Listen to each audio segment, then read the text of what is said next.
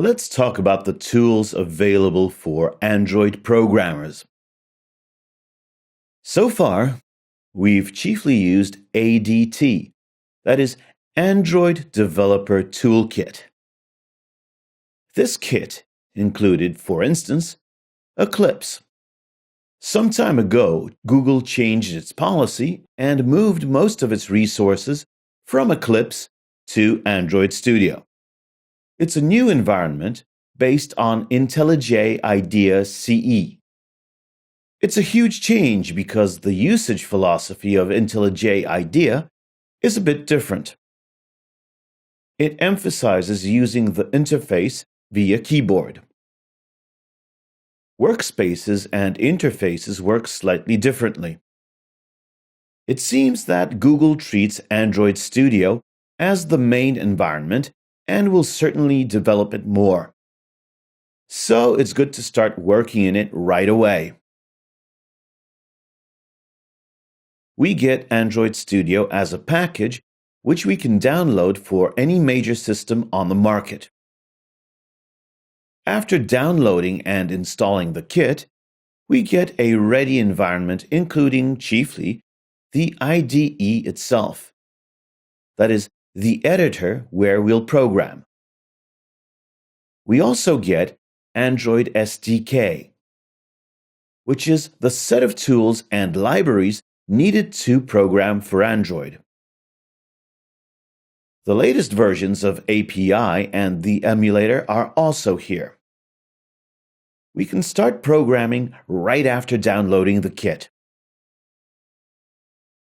A huge change introduced when switching the IDE from Eclipse to Android Studio was changing the system responsible for building packages.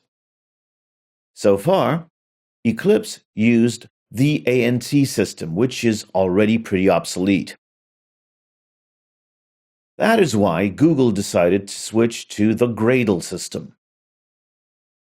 It's a new tool with huge possibilities, which has one very important feature. Namely, enables the management of the dependencies in a project. If you wanted to use external libraries in the ANT system, you had to place them in the project as jar files, or as directories with subprojects.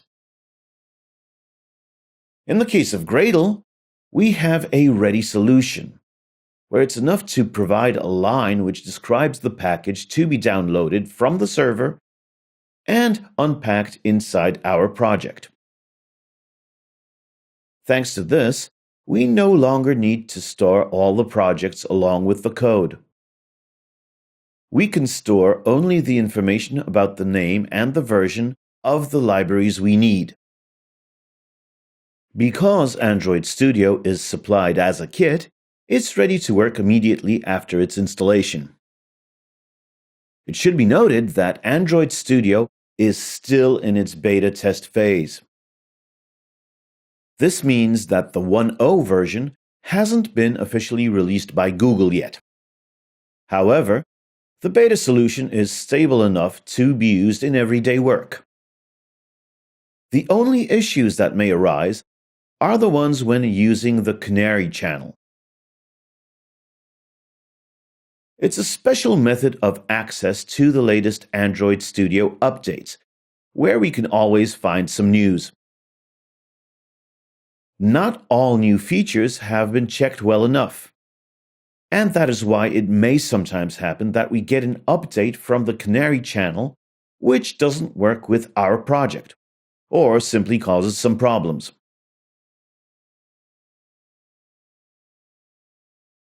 Android Studio includes, for instance, the SDK Software Development Kit, which is extremely important. It's a set of tools and libraries which are necessary to create Android applications. To see what is included in the SDK, let's launch the console and go to the relevant directory. In the case of Mac computers, the default place of installation is the Android Studio directory. In the case of other systems, It is the directory where the Android Studio was installed. Inside the SDK, we have a number of directories. Let's start with tools. Here we have, for instance, the tools responsible for launching the emulator, or the viewer hierarchy. Let's start with the most important one, the Android tool. It launches a program named Android SDK Manager. It's a program whose task is to manage the contents of our SDK. Due to the fact that SDK includes various Android versions, Google decided that it will release a version where it's the user who will decide which version should be downloaded locally. This tool allows us to download only our chosen items. In most cases, the latest stable version is installed. However, because Android L and Android Wear have been recently released, Google changed the general idea a bit, so the version installed as the default one is Android Wear. Unfortunately, this version is not suitable for all applications. That's why, for the purpose of our course, I recommend using the Android version 19, that is, KitKat.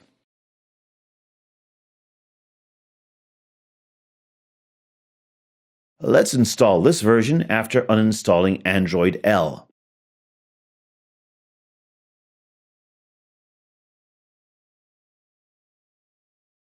At the same time, we'll download the SDK platform, emulator, version x86, as well as the source files useful when checking the parameters or the returned values.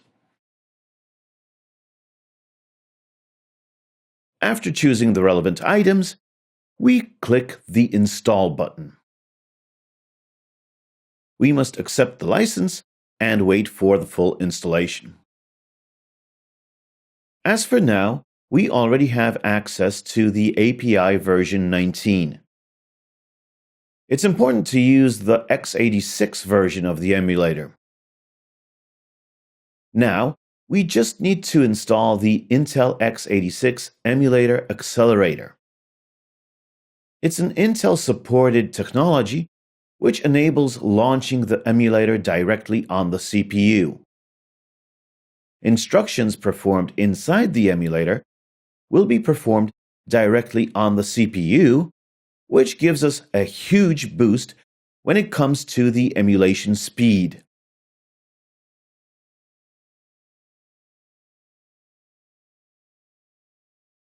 After downloading this tool, we just need to start it.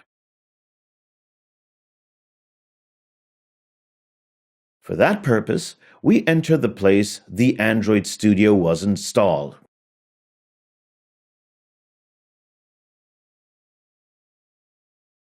Here we can find the Extras directory, where we'll find additional items which don't belong to the platform. It also includes the Intel directory created a moment ago. This directory includes Intel XAXM, which we must start as well.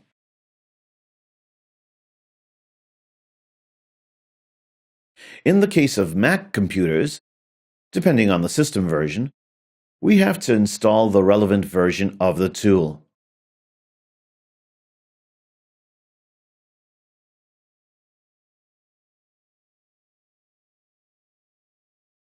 On my computer, the tool is already installed, so I won't need to do this again. The installation is very simple. We just need to click through each step of the installer.